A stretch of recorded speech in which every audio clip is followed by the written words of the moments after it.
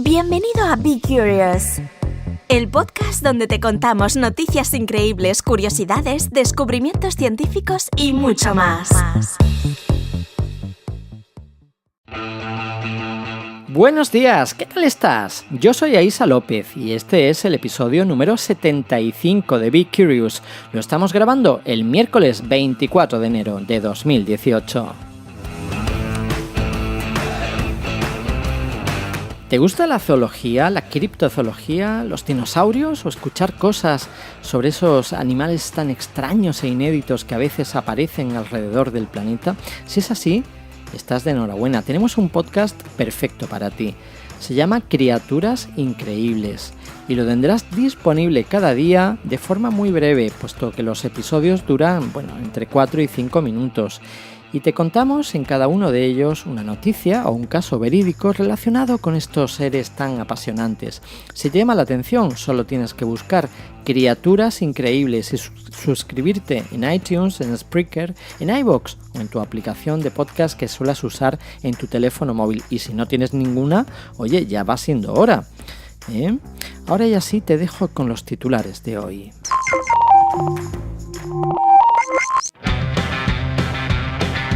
El sistema inmune se puede entrenar con una especie de vacuna universal. Descubren en México el sitio arqueológico bajo el agua más grande del mundo. Un nuevo estudio encuentra un vínculo entre ciertos videojuegos y la inteligencia. Y por último, en Historia te cuento Skylab 4, el primer motín de la era espacial. Si te gusta todo esto, no dejes de escuchar, porque el episodio comienza ahora.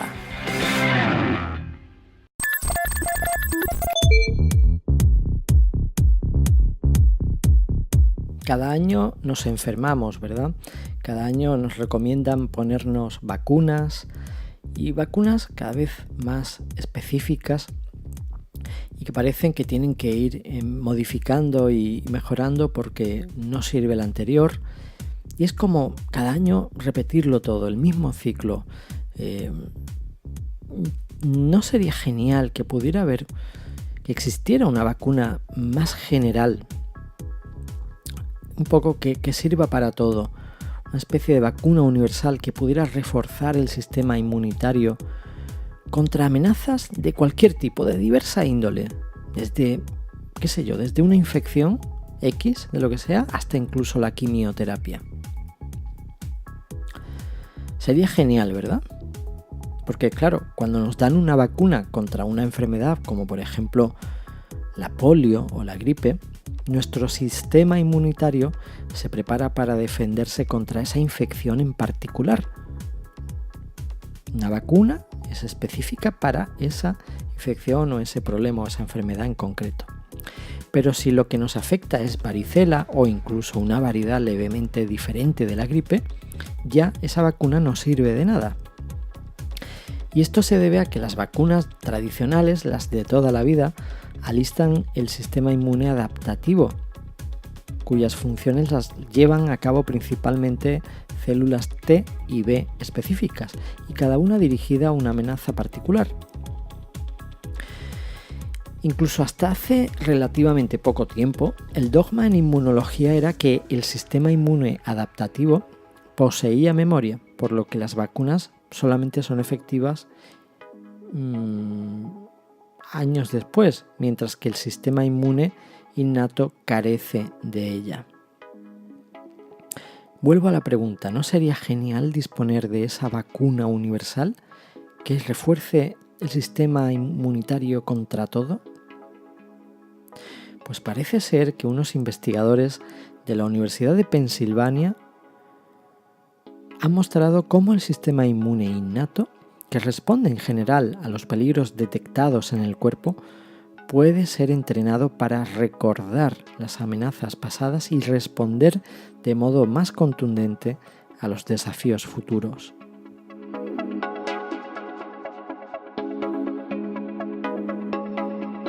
Este equipo de científicos, que ha sido liderado por George Higgins Shengalis, demuestran que este entrenamiento y la ayuda extra, digamos por ejemplo del compuesto B-glucano, es decir, de betaglucanos, una molécula de azúcar que se encuentra en los hongos, se produce en la médula ósea.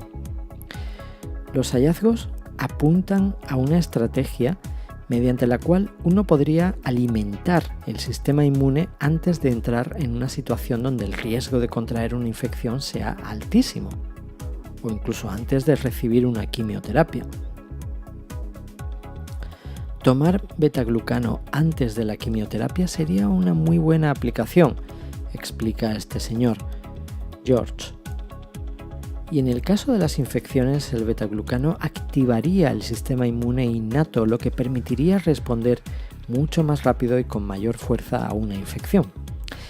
La hipótesis de los expertos era que los cambios debían afectar de algún modo la médula ósea, el sitio de las células madre hematopoyéticas, o llamadas también por sus siglas HSC, y específicamente aquellas que sirven como precursoras de células mieloides, las células de la médula ósea. Y para probar si toda esta teoría era acertada, el equipo de George suministró una dosis de betaglucano a un grupo de ratones y descubrió, asombro, que en un día sus HSC aumentaban notablemente y que dicho cambio persistía en el tiempo. Pero ahí no se queda la cosa, porque el betaglucano también tuvo un impacto beneficioso después de la quimioterapia. Mientras que los agentes quimioterapéuticos pueden reducir las células inmunitarias, los investigadores descubrieron que la estimulación con betaglucano daba como resultado que los ratones tuvieran más glóbulos blancos después del tratamiento con dos fármacos de los que se utilizan para la quimioterapia, ¿no? Los más frecuentes. Estos ratones también vivieron más tiempo que aquellos que recibieron una inyección de control. Sin embargo, y por desgracia, no todo son buenas noticias. También hay un lado negativo. Los autores señalan que a pesar de los efectos protectores de la infección y la quimioterapia, existen razones para ser cautelosos con respecto a este tipo de entrenamiento. Porque realmente sería eso, un entrenamiento. El refuerzo del sistema inmune innato podría causar un exceso de señalización inflamatoria y esto llevaría a problemas tales como daño en tejidos o enfermedades autoinmunes.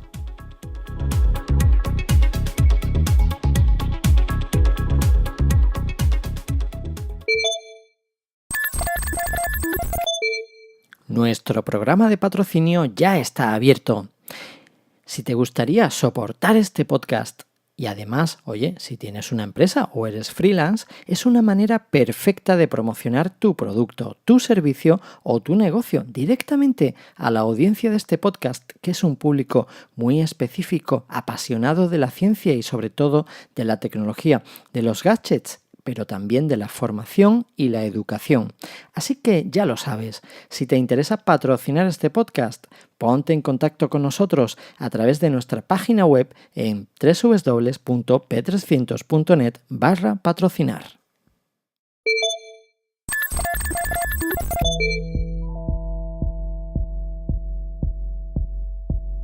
Nos lanzamos a descubrir el espacio, a intentar colonizar otros mundos y ni siquiera todavía conocemos bien el planeta en el que hemos nacido y en el que vamos a morir. Y digo todo esto porque noticias como la que te voy a dar a continuación parecen increíbles hoy en día. Uno de los rincones del inframundo maya ha salido a la luz. Me refiero al mayor sistema, el mayor sistema de cuevas inundadas del que se tenga registro. Ha sido además descubierto en Tulum, en la Riviera Maya de México, por un grupo de exploradores del proyecto Gran Acuífero Maya. Este grupo ha hallado que los sistemas de Sacantún y de Dos Ojos están conectados. Y esto ha abierto un nuevo pasadizo a un laberinto subterráneo que mide alrededor de 347 kilómetros. Imaginaos en esas profundidades los tesoros que han encontrado. Los investigadores hallaron cientos y cientos de objetos arqueológicos que dan visos de los primeros pobladores de América, de la cultura maya e incluso de animales extintos. Guillermo de Anda es especialista del Instituto Nacional de Antropología e Historia y director de esta investigación y comenta lo siguiente. Esta inmensa cueva representa el sitio arqueológico sumergido más importante del mundo.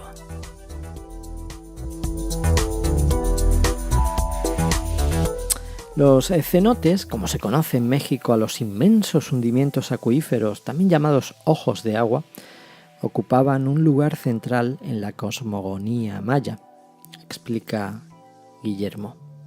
Eran el inframundo y el tercer nivel del universo maya, después del cielo y de la tierra, pero sin una connotación negativa como pudiera ser el infierno del cristianismo. En palabras de Guillermo dice lo siguiente.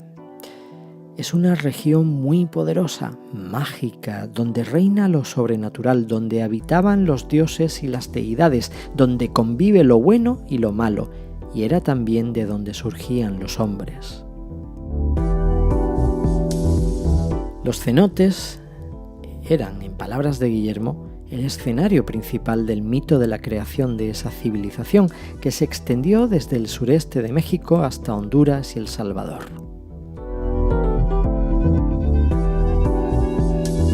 Y es que los hallazgos de esta investigación dan buena cuenta de ese sentido místico. Se han encontrado restos de vasijas de cerámica maya, objetos que datan de la época de la colonia y contextos funerarios o sacrificiales que los investigadores aún están analizando. Había también restos humanos y de una gran cantidad de animales como elefantes, perezosos gigantes, osos, tigres y caballos primitivos. Podríamos decir que es un túnel del tiempo que nos transporta en algunos casos hasta 12.000 años atrás.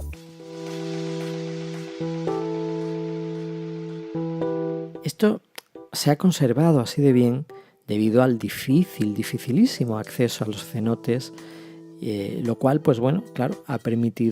ha ayudado a que los materiales arqueológicos se conserven en condiciones óptimas para su estudio, sin alteraciones ni desgaste por el contacto de los hombres, como una especie de cámara, de cápsula del tiempo. Fijaos que los investigadores del gran acuífero maya han necesitado 10 meses para descifrar la conexión entre ambos sistemas de cuevas inundadas, lo que han descrito como una intensa temporada de trabajo que comenzó en marzo del año pasado. Algunos miembros del equipo, como el buzo jefe Robert Smithner, han pasado más de 20 años recorriendo las galerías bajo el agua y 14 años buscando la conexión entre las grandes cavernas.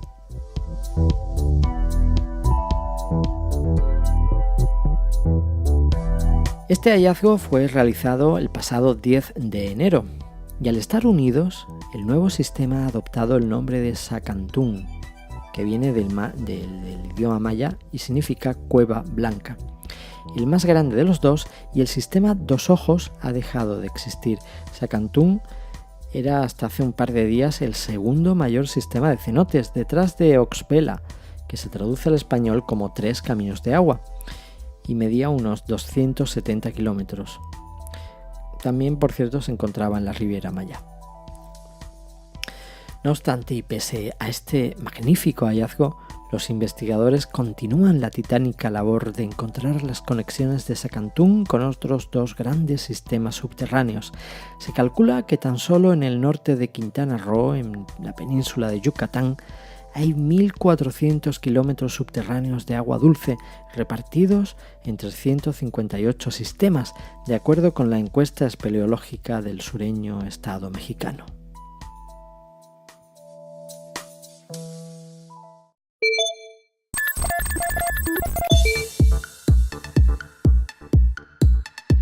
Un estudio parece haber encontrado un vínculo entre ciertos videojuegos y la inteligencia.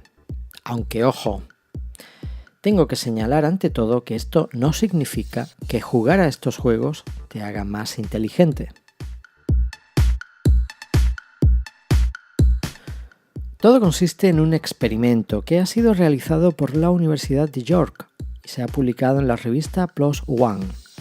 Y se realizó en 2 partes, una inicial en que 56 participantes de una edad promedio de 20 años jugaban a la Liga de las Leyendas, League of the Legends, y otra en que utilizaron datos de gente que jugaba al mismo videojuego, además de otros como pueda ser Dota 2 o un par de shooters en primera persona, Destiny y Battlefield 3.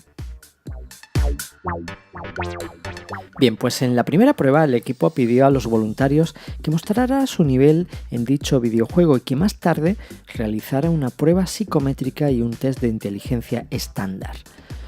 Sorpresa, los investigadores dijeron que la correlación era similar a la observada en el ajedrez. En los resultados de la segunda parte del estudio se pudo ver que el rendimiento de los juegos de estrategia coincidía con los cambios observados en el coeficiente de inteligencia a medida que los jugadores envejecían. Sin embargo, en los shooters en primera persona el rendimiento disminuyó después de la adolescencia. Alex Wade, que es coautor del estudio, comenta lo siguiente. Dice que juegos como el League of the Legends o el Dota 2 son complejos, socialmente interactivos e intelectualmente exigentes. Dice que nuestra investigación sugiere que su desempeño en estos juegos puede ser una muestra de inteligencia. ¿Y esto por qué se debe? Bueno, puede haber una razón, y es que los juegos de estrategia se centran más en la memoria y en la capacidad de tomar decisiones estratégicas, mientras que los shooters en primera persona dependen principalmente de la velocidad y de la precisión. Sin embargo, me reitero, como decía al comienzo de esta noticia, esto no quiere decir que jugar a determinados videojuegos te vaya a hacer más inteligente. Significa que si eres bueno en ciertos tipos de videojuegos, podría ser un signo de inteligencia. O sea, entendéis, captáis el matiz, ¿no? Que si eres bueno jugando a eso, estás demostrando que eres un tío inteligente, una persona inteligente. La causa exacta de la correlación, sin embargo, todavía se desconoce. No está claro. La causalidad y la relación correlacional no están claros. Sin embargo, lo más emocionante es que el género MOBA, es decir, multijugador en línea, puede ser una forma notable de medir la función cognitiva. Es decir, que se utilicen estas redes de multijuego como campos de experimentación para observar y medir esa actividad cognitiva de los participantes. Bueno, tener en cuenta que la gran cantidad de datos disponibles sobre los jugadores podría permitir a los investigadores estudiar patrones cognitivos a gran escala y ofrecer una nueva visión de cómo un declive en la inteligencia y la memoria se relaciona con varias enfermedades relacionadas con la edad.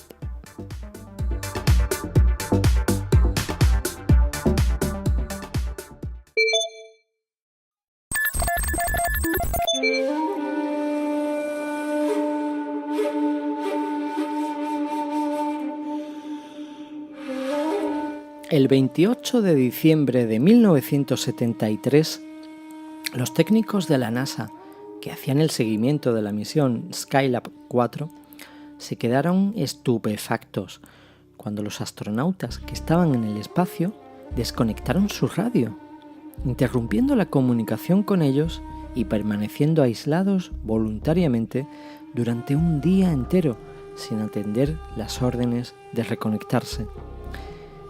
Fue el primer motín de la era espacial.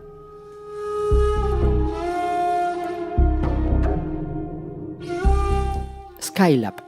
Skylab era el nombre de la estación estadounidense diseñada para realizar misiones permanentes fuera de nuestro planeta, aunque en una órbita baja. La Unión Soviética fue la pionera en 1971 con la Salyut 1 y Estados Unidos respondió en 1973 con la Skylab, derivada del programa Apolo, una estructura de 75 toneladas que impulsó el cohete Saturno V, por cierto, provocándole daños importantes durante el lanzamiento. La estación acogió 3 misiones sucesivas ese mismo año. La misión SL2, Skylab 2, en la que 3 hombres constituyeron la primera tripulación de la Skylab en mayo, luego se encargaron de reparar los desperfectos, permaneciendo en total 28 días. Luego la SL3, que fue la que la sustituyó, o Skylab 3, el 28 de julio, con otros 3 astronautas que se quedaron algo más, casi 60 días, también efectuando diversos experimentos científicos y observaciones, y por último, el 16 de noviembre despegó del Centro Espacial Kennedy el tercer relevo. Ese relevo, esa tercera misión, estaba formada también por 3 personas: el comandante Gerald Carr, el piloto William Pogue y el piloto científico William Gibson. Siguiendo su protocolo habitual, la NASA tenía una tripulación de reserva preparada y una tripulación de apoyo. Pero la gran sorpresa de la misión SL4 o Skylab 4 fue al abordar la estación y encontrarse con 3 individuos esperándoles con sus uniformes allá arriba. Imaginaos, ¿no? Tras el primer susto llegaron las sonrisas. Eran muñecos que habían dejado sus predecesores en tono de guasa.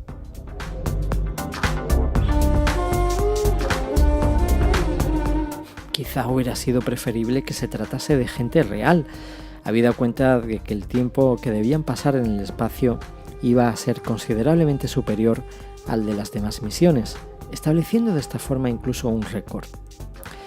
Y eso incluía a los soviéticos y su programa Salyut, que tras poner en órbita la estación homónima mantuvieron 23 días a sus astronautas, solo que murieron durante el regreso y después las 3 siguientes misiones fallaron, de manera que nadie volvió a entrar en la Salyut hasta junio de 1974. Parte del problema de la misión Skylab 4 estaba en sus integrantes. En las 2 misiones anteriores, las tripulaciones incluían a algún veterano con experiencia en el espacio, pero en esta todos eran novatos, algo que se demostró inadecuado habida cuenta de que iban a tener que estar casi 3 meses a 440 kilómetros de altitud.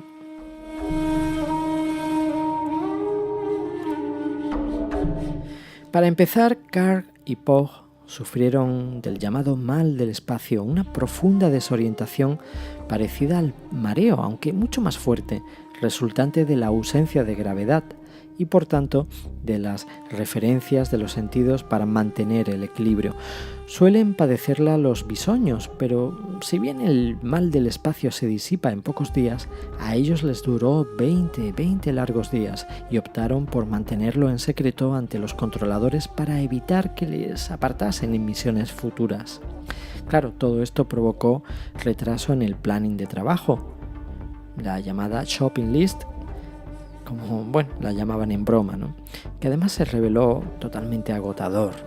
Aparte de las observaciones solares y terrestres, lo que implicaba sacar decenas de miles de fotografías, del estudio del cometa Kohoutek y de la realización de 1.214 órbitas alrededor de la Tierra, que cubrirían un total de 55 millones y medio de kilómetros recorridos, estaba el continuo mantenimiento que requería la estación, antenas, giroscopios y demás que obligaban a los astronautas a salir al exterior con sus trajes presurizados. Todo esto precedido de la necesidad de trasladar a la estación los miles de artículos que llevaban en la nave Apolo, que habían llegado, impulsada por el cohete Saturno IV, algo que debían llevar a cabo siguiendo un estricto calendario en el que fueron retrasándose. Cuando en la Tierra descubrieron el problema médico a causa de un micrófono abierto y ante la falta de rendimiento, los controladores reaccionaron sin la más mínima empatía, reconviniéndoles, castigándoles, por ejemplo, a hacer EVA, es decir, paseos espaciales, y rebajando los descansos para que se cumplieran los plazos establecidos. No tuvieron en cuenta cómo afectaba sobre la psicología permanecer tanto tiempo en el espacio, sin gravedad, con el estrés propio de esas condiciones. Se dio la circunstancia de que la tripulación de la misión anterior había concluido su trabajo antes de tiempo y solicitado más, lo que provocó que la NASA subiera sus expectativas en exceso. Ahora bien, ya dijimos que la Skylab 3 estaba formada por veteranos y uno de ellos incluso había pisado la Luna, algo muy diferente en este caso. Con el tiempo se vería lo importante que resultaba eso, pero entonces aún no había experiencia con estancias tan prolongadas. De esta forma, ambas partes empezaron a distanciarse y la tripulación a ocultar los problemas que se presentaban. Por fin, tras 6 semanas de misión y viendo que se hacían oídos sordos a sus peticiones de más tiempo de descanso, de liberarse del asfixiante control de cada hora de su horario y de dejar las molestas sanciones, se desató el motín. O huelga plante, como se prefiera llamar.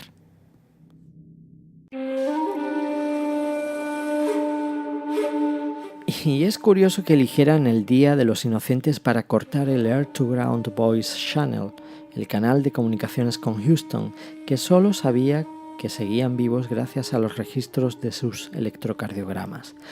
Durante 24 horas permanecieron incomunicados, sin responder a las frenéticas llamadas. Descansando, en una palabra, pues al parecer pasaron la mayor parte del tiempo simplemente mirando a la Tierra por la escotilla. Cuando volvieron a conectarse, se originó una fuerte discusión, pese a que de cara al exterior se minimizó el incidente.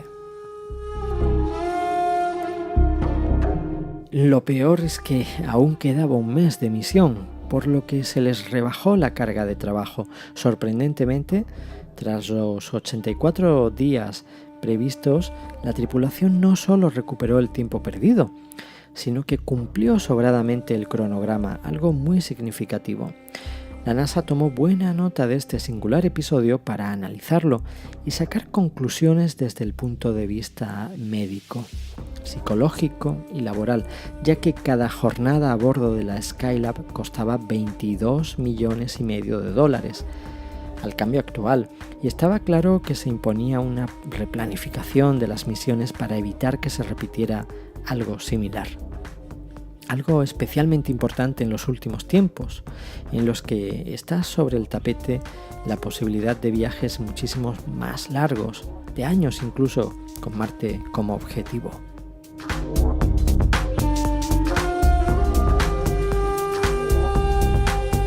Aquella fue la última misión estadounidense a la Skylab, que siguió orbitando vacía hasta que en 1979 se descompuso. Los trabajos para el transbordador espacial, que haría su vuelo inaugural en 1981, centraron la atención de la NASA, y los astronautas norteamericanos solo volvieron a pisar una estación espacial, la rusa Mir, en 1994. De hecho, el récord de Carr, Pogge y Gibson se mantuvo inalcanzable hasta que lo batieron los cosmonautas de la misión soviética Salyut 6 EO-1 con 96 días. Más tarde, en 1995, el estadounidense Norman Taggart permanecería 114 días a bordo de la Mir.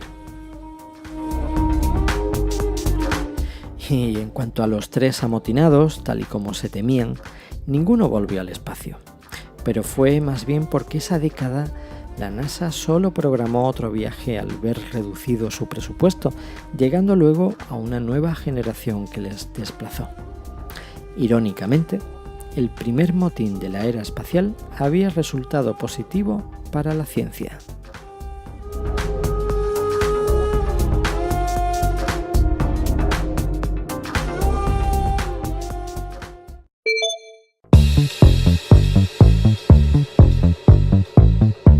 Si Si te gustó este podcast, no olvides dejarnos reseñas en iTunes y Spreaker. También puedes visitarnos en www.p300.net y descubrir más podcasts de nuestra red.